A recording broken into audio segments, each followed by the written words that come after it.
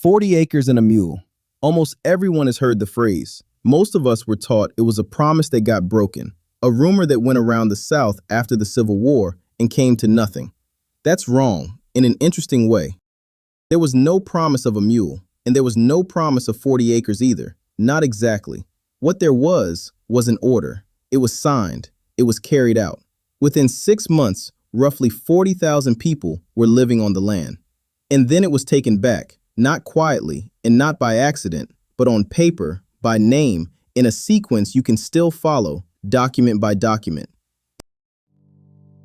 It starts in a house in Savannah. On the evening of the 12th of January, 1865, 20 black ministers came to the Green Meldrum House, where General William Tecumseh Sherman had made his headquarters. Waiting for them was Edwin Stanton, the Secretary of War, down from Washington. Stanton had a list of questions. A stenographer wrote the answers down, and they were read back to the room so that each man could agree or disagree. The man they chose to speak for them was Garrison Frazier. He was 67, born in Granville County, North Carolina. He had been a slave until about 8 years earlier, when he bought himself and his wife for $1,000 in gold and silver.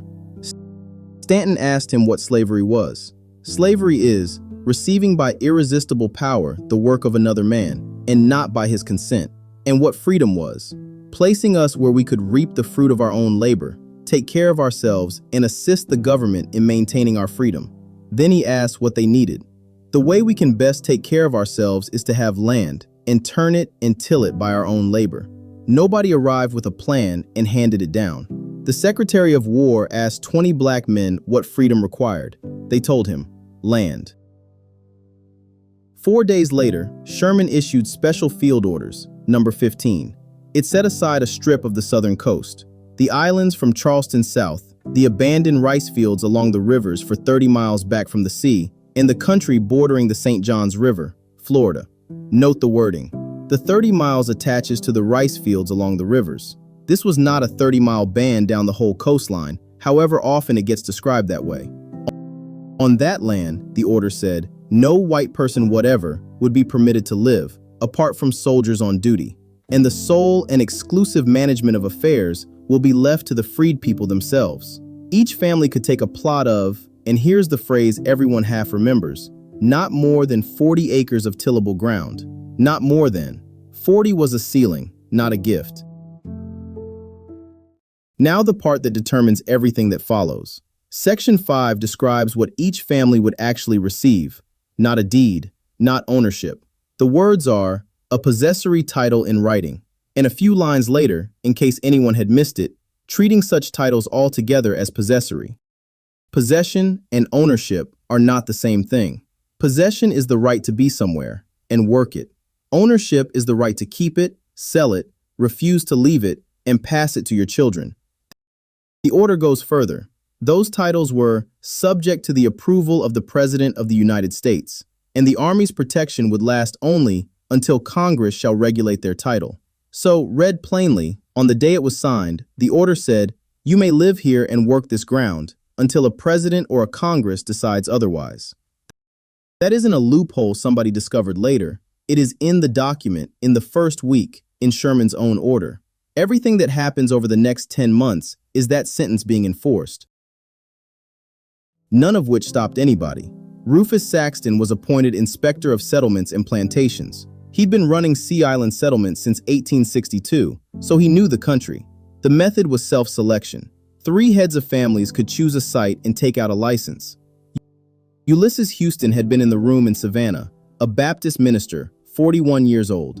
By spring, he had led about 1,000 people to Skidaway Island, Georgia, where they laid out lots, planted corn and sweet potatoes, and where he acted as what people at the time called the black governor of the island. By June, an estimated 40,000 people were settled on something like 400,000 acres. Those figures are estimates, and historians hold them loosely. Here's a number that isn't an estimate.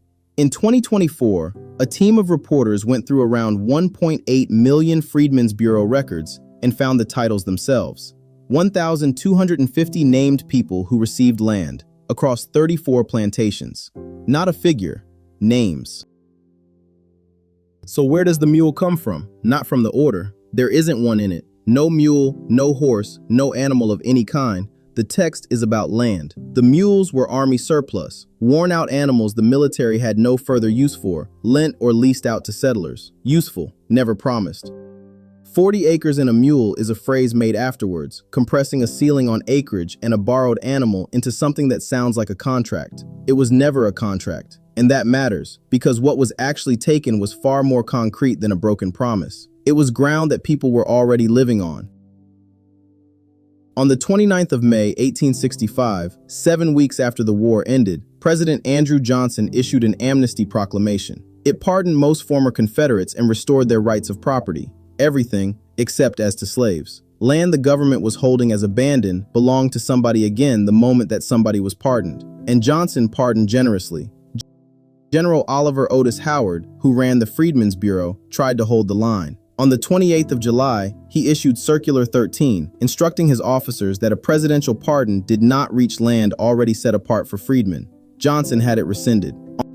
On the 12th of September, Circular 15 replaced it. It canceled Circular 13 outright and stated that abandoned lands may be restored to owners pardoned by the president.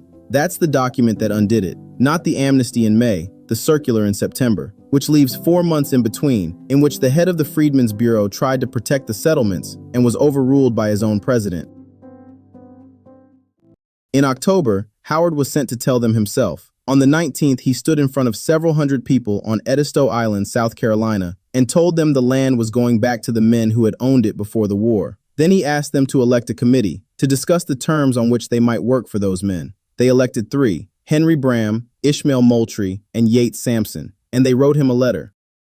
General, it is with painful hearts that we, the committee, address you. We have thoroughly considered the order which you wished us to sign. We wish we could do so, but cannot feel our rights safe if we do so. We want homesteads. We were promised homesteads by the government. Then this, written to Howard personally. Howard had lost his right arm at Fair Oaks in 1862. You ask us to forgive the landowners of our island. You only lost your right arm in war and might forgive them. We can only do one of 3 things: step into the public road or the sea, or remain on them working as in former time. And at the end, 3 words: landless, homeless, voteless. Howard wrote back 3 days later. He told them they were right to want homesteads and that they would be defended in possession of every one they should purchase. Purchase, not the ones they'd been given. Almost all of it went back.